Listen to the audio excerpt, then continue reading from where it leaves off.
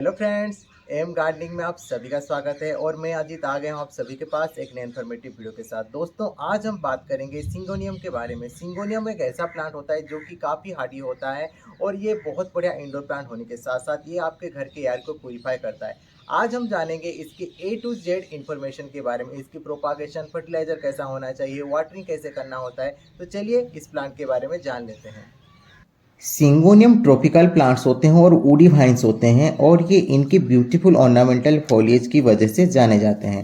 According to feng shui और वास्तु ये एक लकी प्लांट भी माना जाता है। ये ज़्यादातर ऑफिस में और घर में डेकोरेशन की तरह यूज होता है क्योंकि एक डेकोरेटिव प्लांट होता है और इसको ज़्यादातर लोग इसीलिए रखते हैं घर में क्योंकि ऐसा माना जाता है कि ये हेल्थ, वेल्थ और पॉजिटिविटी को अट्रैक्ट करता है। सिंगोनियम को एरोहेड प्लांट भी बोला जाता है और ये बिगनर के लिए काफ़ी बढ़िया प्लांट होता है। इसके पत्तों की डिज़ाइन की वजह से इसको एरोहेड प्लांट बोला जाता है क्योंकि इसके जो पत्ते होते हैं वो एरो शेप के होते हैं। ये एक बेहद खूबसूरत प्लांट होने के साथ साथ ये एक बहुत बढ़िया एयर प्यूरीफाइंग प्लांट होता है और इसके बहुत सारे कलर वेराइटीज़ आते हैं।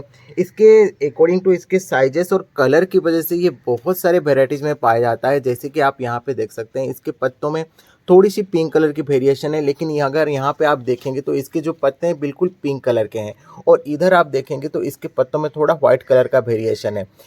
और इसके ड्वाल वाले वैरायटी आते हैं। यहाँ पे देखिए ये जो ड्वाल वाला वैरायटी, इसका जो हाइट है वो 4 से 5 इंच तक ही होगा और ज़्यादा बड़ा नहीं होगा और इसके पत्ते देखिए थोड़े बड़े बड़े हैं और ये इस वाले वैरायटी पे थोड़े व्हाइट कलर के स्ट्राइकिंग है और इस पे थोड़े थोड़े जो है ड्रॉप्स गिरे हुए हैं पिंक कलर के। तो इसी तरह से इसके बहुत सारे वैरायटीज आते हैं और बहुत सारे कलर में ये अवेलेबल होता है। सिंगोनियम आपको सभी नर्सरी पे मिल जाएगा और इसका जो प्राइस होता है वो 50 रुपीज़ से लेके 150 रुपीज़ तक का इसका जो रेंज होता है। और ये एक शेड लविंग प्लांट होता है, ब्राइट लाइट एरिया पसंद करता है। अगर लोकेशन की बात करें तो सिंगोनियम एक शेड लविंग प्लांट होता है। इसको ब्राइट लाइट एरिया बहुत पसंद होता है। अगर ज़्यादा धूप वाले एरिया में रखेंगे तो प्लांट ख़राब हो जाएगा। इसको ऐसी जगह पे प्लेस करें जहाँ पे आपके गार्डन एरिया में 2 घंटे की धूप आता हो।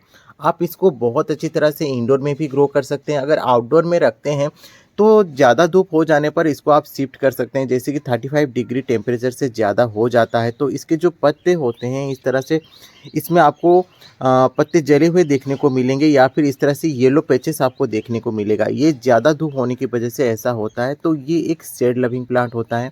इसको ब्राइट लाइट एरिया बहुत पसंद होता है।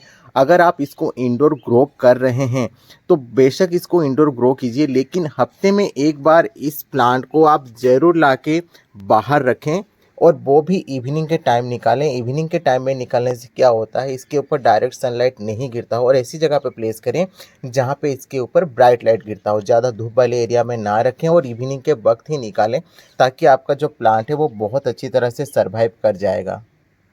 फ्रेंड्स, ये एक ऐसा बढ़िया प्लांट होता है, ये सभी प्लेस पे अपने आप को एडजस्ट कर लेता है। ये एक बिगनर फ्रेंडली प्लांट होता है। आप किसी भी जगह पे आप इसको रख देते हैं तो उसी के हिसाब से ये अपने आप को ग्रो कर लेता है। सिंगोनियम एक ऐसा बढ़िया पौधा होता है, अगर आप इसकी लोकेशन के बारे में बात करें तो उसके हिसाब से ये अपने आप को एडजस्ट कर लेता है। अगर 2 घंटे की धूप वाली एरिया में आप इसको ग्रो करेंगे तो आपका प्लांट बहुत जल्दी बुशी हो जाएगा। ये देखिए कितना बुशी हो गया है, इस तरह से वो बुशी होने लगेगा। 2 घंटे की धूप इसके लिए बहुत ज़रूरी होता है तो इसीलिए ये अपने आप को बहुत खूबसूरती से एडजस्ट कर लेता है।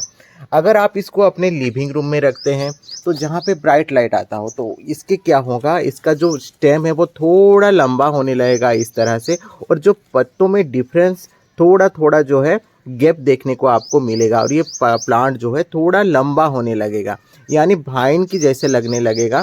तो इसको अगर आप शेड वाले एरिया में रखेंगे तो इसके जो पत्ते हैं उसमें ज़्यादा गैप आपको देखने को मिलेगा। ये वाला मेरा प्लांट शेड एरिया में रखा हुआ तो आप इसकी ग्रोथ देख सकते हैं, काफ़ी लंबा वाइन जैसा हो गया और इसके पत्ते में काफ़ी जो है गैप मेंटेन किया हुआ है और घर के अंदर रखने से ये प्लांट बिल्कुल वाइन जैसा बढ़ने लगता है और ये काफ़ी खूबसूरत लगने लगता है। अभी बात कर लेते हैं इसके सॉइल मिक्सचर के बारे में। इसको ज़्यादा रिच फर्टिलाइजर वाला सॉइल मिक्स जो होता है वो नहीं चाहिए होता है, लेकिन इसको एक वेल्डन सॉइल मीडिया चाहिए होता है जिससे पानी ठहर के ना रहता हो। तो सॉइल मिक्सचर के लिए लेना होगा हमें 40% garden soil, 30% compost, 10% rice husk और 20% सैंड। और उसमें मिलाना होगा थोड़ा सा फंगिसाइड पाउडर। अगर आपके पास फंगिसाइड पाउडर नहीं है तो आप हल्दी का भी यूज़ कर सकते हैं, क्योंकि हल्दी एक बहुत बढ़िया फंगिसाइड का काम करता है और ये एक परफेक्ट सॉइल मिक्स है सिंगोनियम के लिए। आइए अभी जान लेते हैं इसके प्रोपागेशन और रिपोर्टिंग के बारे में, किस तरह से आप इसको प्रोपागेट कर सकते हैं और किस तरह से आप इसकी रिपोर्टिंग कर सकते हैं, ताकि आपका जो प्लांट है बहुत ज़्यादा हेल्दी बन सके और आपके गार्डन में बहुत दिनों तक चलता जाए। इसको हम दो तरीके से प्रोपागेट कर सकते हैं, रूट डिवीजन के थ्रू। यहाँ से छोटे छोटे इस तरह से यहाँ के जो प्लांट आते हैं तो यहाँ से भी आप इसकी प्रोपागेशन कर सकते हैं, या फिर कटिंग के थ्रू भी आप इसकी प्रोपागेशन कर सकते हैं। दोनों तरीके से आपका जो कटिंग है या फिर छोटा प्लांट है, आपका प्रोपागेशन जो है वो सक्सेस हो जाएगा। सिंगोनियम के नोड्स वाले एरिया में ज़्यादातर रूट्स बने होते हैं, जिसको एडवांटेजियस रूट बोला जाता है। उसी जगह से हम इनकी प्रोपागेशन कर सकते हैं और बरसात का टाइम बहुत बढ़िया होता है इसकी प्रोपागेशन के लिए। तो उसको प्रोपागेशन के लिए हमें लेना होगा एक हेल्दी ब्रांच जिसमें 2-3 नोड्स बने हुए हों और उनमें रूट अच्छी तरह से डेवलपमेंट हुई हो, और उसके लिए लेना होगा हमें शार्प कैंची या फिर प्रूनर, और हमें लगाना होगा एक बहुत बढ़िया सा कट। याद रखें, जब भी आप कट लगाएं तो उस पे आपको 2-3 नोड्स जो बने होते हैं प्लांट्स पे, उसी तरह से आपको एक ब्रांच लेना होगा जो कि काफ़ी हेल्दी होना चाहिए। और उसके बाद उस पे जितने सारे पत्ते हैं, एक्स्ट्रा ब्रांचेस हैं, सभी को हमें हटाना होगा। इससे क्या होता है, जो प्लांट होता है वो ज़्यादा एनर्जी वेस्ट नहीं करता ज़्यादा ब्रांचेस और पत्तों पे, और एक वेल्ड एंड सॉइल मीडिया में हमें ग्रो करना होगा। और याद रखें, 2-3 नोड्स जो हैं वो मिट्टी के अंदर होने चाहिए। एक नोड ऊपर होना चाहिए मिट्टी के ऊपर, और 2-3 नोड मिट्टी के अंदर होना चाहिए, ताकि आपका जो कटिंग है वो बहुत इजीली चल जाए। और नोड्स वाले एरिया को मैं बार बार इसीलिए बोल रहा हूँ क्योंकि नोड्स एरिया अच्छे से बने होंगे तो आपका जो प्लांट है वो बहुत जल्दी ग्रोथ पकड़ लेगा और ज़्यादा बूशी होने लगेगा। अभी इस प्लांट को हम कुछ दिन के लिए सेमी शेड एरिया में रखेंगे, और जैसे ही आप कुछ भी प्लांट्स लगाते हैं तो उस पर थोड़ा वाटरिंग करना बहुत ज़रूरी होता है। जब भी आप पहली बार आप कुछ भी कटिंग वगैरह या फिर प्लांट वगैरह लगाएं तो उस पर थोड़ा वाटरिंग करना बहुत ज़रूरी होता है। और इसको हम 3-4 दिन के लिए अभी सेमी शेड एरिया में रखेंगे। 10 से 15 दिन के बाद ये आपका जो है नया प्लांट ग्रो हो जाएगा इसमें से। तो फ्रेंड्स, ये वही कटिंग है जिसको मैंने अभी ग्रो करके आपको दिखाया था, और ये 1 महीने के बाद का रिजल्ट है। आप देख सकते हैं इसमें कितना बढ़िया से इसकी जो ग्रोथ हो गई है और नए-नए पत्तों की डेवलपमेंट भी हो गई है।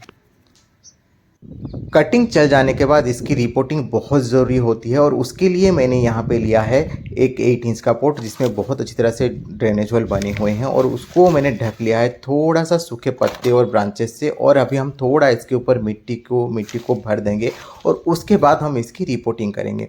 रिपोर्टिंग के लिए हमें प्लांट को पॉलीबैग से बहुत अच्छी तरह से निकालना होगा, जहाँ से इसकी जो रूट्स है वो डिस्टर्ब ना हो, और उसके बाद हम इसकी रिपोर्टिंग करेंगे। रिपोर्टिंग का जो टाइम होता है वो आप इसको बरसात में रिपोर्टिंग कर सकते हैं या फिर स्प्रिंग सीजन में रिपोर्टिंग कर सकते हैं। दोनों टाइम बहुत बढ़िया होता है। अभी हम प्लांट को मिट्टी से निकालने के बाद हम बहुत हल्के तरीके से इसको गमले में डालेंगे और इसको मिट्टी से कवर कर लेंगे। मिट्टी से कवर करने के बाद आप इस प्लांट को कुछ दिन के लिए सेमी शेड एरिया में रखेंगे। फिर जहाँ पे आपको इसको प्लेस करना होगा वहाँ पे रखिए। आपका प्लांट बहुत अच्छी तरह से ग्रो होने लगेगा। अगर फर्टिलाइज़र की बात करें तो इसको ज़्यादा फर्टिलाइज़र नहीं चाहिए होता है। कभी कभार आप इसको फर्टिलाइज कर देते हैं तो ये बहुत बढ़िया से आपके गार्डन में ग्रो होता रहेगा। अगर फर्टिलाइज़र की बात करें तो इस प्लांट को ज़्यादा फर्टिलाइज़र देने की कोई ज़रूरत नहीं होती। हर साल आप इसको 2 बार फर्टिलाइज कर सकते हैं, जैसे कि 6 महीने में 1 बार, या फिर लिक्विड फर्टिलाइज़र से, या फिर वर्मी कंपोस्ट लेके आप इसको फर्टिलाइज कर सकते हैं। अगर वर्मी कंपोस्ट आप दे रहे हैं तो थोड़ा मिट्टी हटा के आप इसके चारों तरफ वर्मी कंपोस्ट या फिर काउडंग कंपोस्ट को डाल दें, या फिर लिक्विड फर्टिलाइज़र अगर आप यूज कर रहे हैं तो इसके ऊपर स्प्रे कर दें।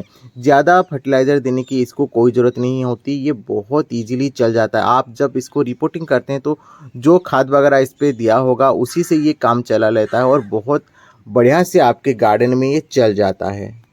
सिंगोनियम प्लांट पे अक्सर ये पाया जाता है कि इसके जो पत्ते होते हैं वो कर्ल होने लगते हैं। इसके बहुत सारे रीजन होते हैं। पत्तों का इस तरह से कर्ल होना एक आम बात होती है सिंगोनियम पर, और इसके बहुत सारे रीज़न होते हैं, जैसे कि फर्टिलाइज़र का हो गया, या फिर सनलाइट का हो गया, ज़्यादा पानी का हो गया।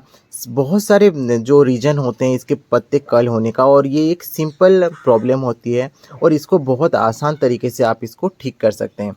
बेसिकली एक चीज़ आता है एप्सम सॉल्ट। ये होता है एप्सम सॉल्ट यानी मैग्नीशियम सल्फेट।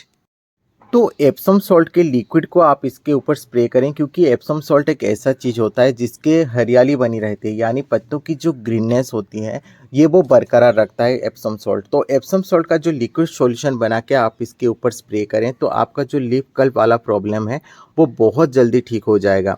अगर इसको आप ज़्यादा शेड वाले एरिया में रखेंगे तो इसके जो पत्ते होते हैं इस तरह से मुड़ने लगेंगे या फिर कर्ल होने लगेगा। अगर इसको फर्टिलाइज़र की भी कमी होगी तो भी ये वाला जो सिम्टम है आपको देखने को मिलेगा। अभी बात कर लेते हैं इसकी वाटरिंग के बारे में। बहुत सारे प्लांट्स होते हैं जो ज़्यादा पानी देने पर ख़राब हो जाते हैं, कुछ प्लांट्स कम पानी देने पर ख़राब हो जाते हैं।